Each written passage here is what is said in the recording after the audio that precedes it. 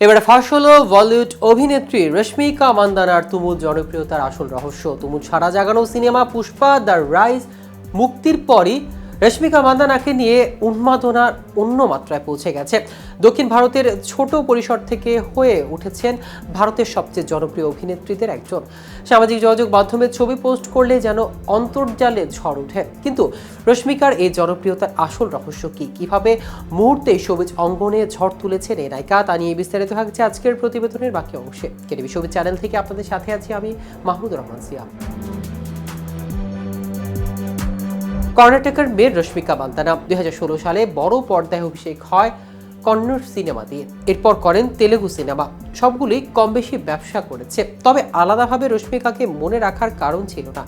রশ্মিকার ক্যারিয়ারে নতুন গতি পায় 2018 সালের তেলেগু সিনেমা গীতা গোবিন্দম দিয়ে।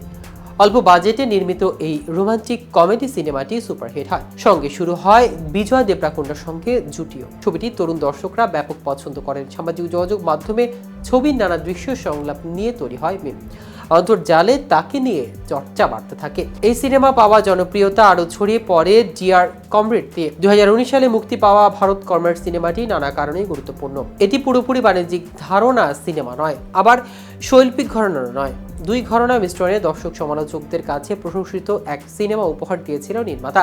ছবিতে রশ্মিকাকে দেখা যায় ক্রিকেটারের চরিত্রে। এক নারী ক্রিকেটার যে যৌন হয়রানির শিকার হয়, প্রেমিককে হারায়, এমন জটিল মনস্তত্ত্বের চরিত্র পর্দায় দারুণভাবে তুলে ধরে নিজের অভিনয় দক্ষতার জানান দেয় রশ্মিকা।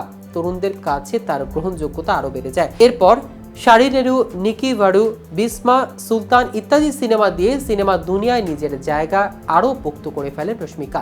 তবে এই অভিনেত্রীর জীবন আমূল বদলে যায় পুষ্পা দ্য রাইজ দিয়ে। 2021 সালে মুক্তি পাওয়া সুকুমারের ছবিটি দিয়ে পুরো উপমহাদেশ জুড়ে তিনি পরিচিতি পান।